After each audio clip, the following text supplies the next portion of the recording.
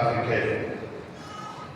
Excellences et chers pères, Monseigneur Antoine Sadibia, Monseigneur Bernard Lebrun, distinguées autorités en haut rang à la qualité, tout protocole observé, chers frères bien-aimés dans le sacerdoce, chers sœurs, chers amis de la vie consacrée, chers fidèles, fils et filles bien-aimés de Dieu, ces mots du cardinal Bernardin Canty de lumineuse mémoire nous encouragent à déposer à notre tour, ici et maintenant, sur l'autel de cette merveilleuse et solennelle célébration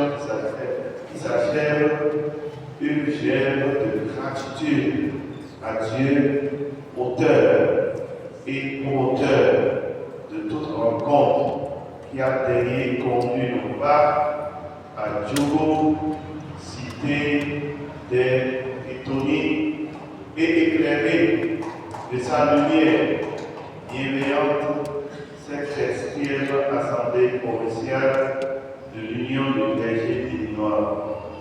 Que notre âme s'attache à nos parents si nous perdons vos souvenirs de gratitude et de générosité envers nous durant ces jours mémorables passés à l'ombre du grand Saint-Ambroise dans ce magnifique centre qui a abrité nos travaux et qui a disposé nos cœurs et nos esprits à la réflexion autour des conditions sanitaires, matérielles et financières des prêtres aujourd'hui. Je me fais mien tous les remerciements que nous venons d'entendre prononcer de la bouche du secrétaire général national. Merci donc à vous, à chacun, à chacune. Merci à Djougou, devenu en si peu de jours la capitale presbytérienne, non pas d'une émigration solitaire, mais d'une réflexion salutaire pour l'avenir du clergé béninois dans cette marche synodale voulue par l'Église universelle. Au terme de cette Eucharistie qui marque la clôture officielle de la 7e Assemblée provinciale du clergé béninois, il nous paraît plus que nécessaire d'élever nos voix pour chanter l'hymne d'action de grâce et de reconnaissance à l'endroit de tous les acteurs qui ont travaillé jour et nuit, mais surtout dans l'ombre et dans la discrétion pour l'avènement de ce grand événement d'Église. Nos mots de gratitude vont à tous, à l'endroit de tous, nos pères et évêques de la province ecclésiastique de Parapou, qui n'ont ménagé aucun effort pour la réussite effective de ce grand rendez-vous.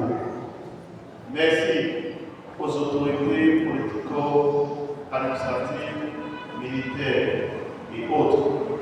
Merci aux différents conférenciers. Merci encore de façon très appuyée. Et je voudrais que vous puissiez saluer aux femmes catholiques du diocèse de Djougou parce qu'ils sont vraiment.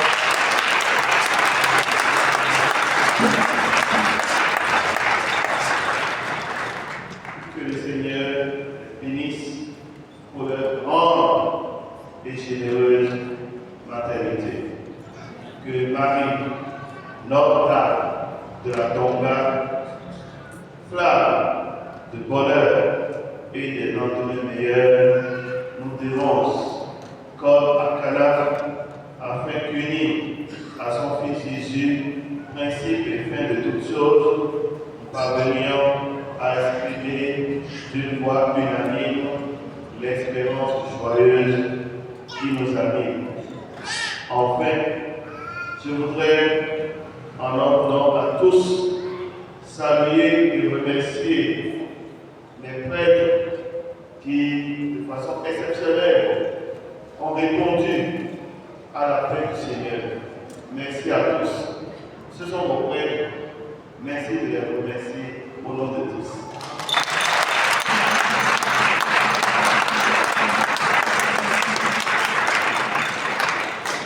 Quelques-uns d'entre eux rendent grâce au Seigneur pour cette année, l'année 2025, qui est une année jubilaire, pour leur jubilé d'argent sacerdotal.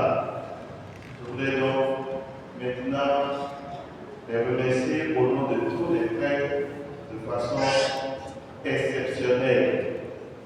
Et c'est comme si l'écho de la mémoire indélébile retentit encore, l'écho de la mémoire lumineuse de son Excellence, Monseigneur Paul Boissini Vieira.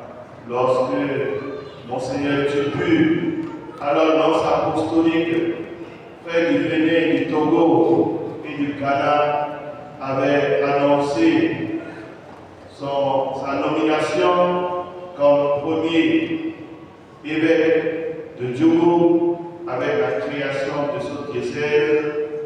Monseigneur a salué l'unique séminariste d'alors qui était au lectorat, au niveau de lectorat.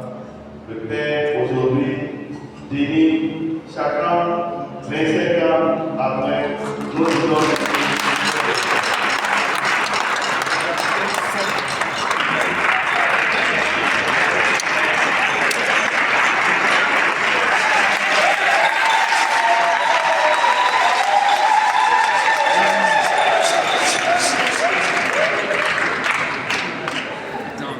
Vous voyez le bienfait du Seigneur. Quand tout à l'heure on a dit les frères du Djougou, ils étaient nombreux. Il était le seul séminariste en ce moment.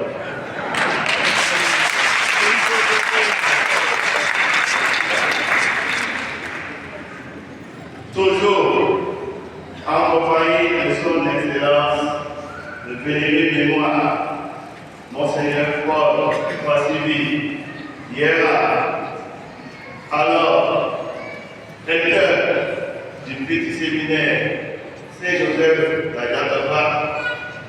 Moi, venant en première année, j'avais deux grands frères en troisième année. L'un, il s'appelait Jean-Paul Mangoma, il était le carrière de la maison au petit séminaire d'Agatapa. Aujourd'hui,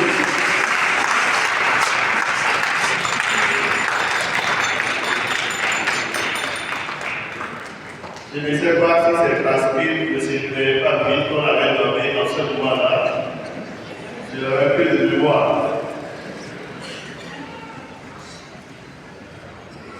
Et enfin, toujours au petit séminaire d'Agatapa, en ce moment-là, nous avons notre maître de chapelle qui était brillant en latin, plus que tout le monde. Il s'appelle le Père Fortuné Gordano.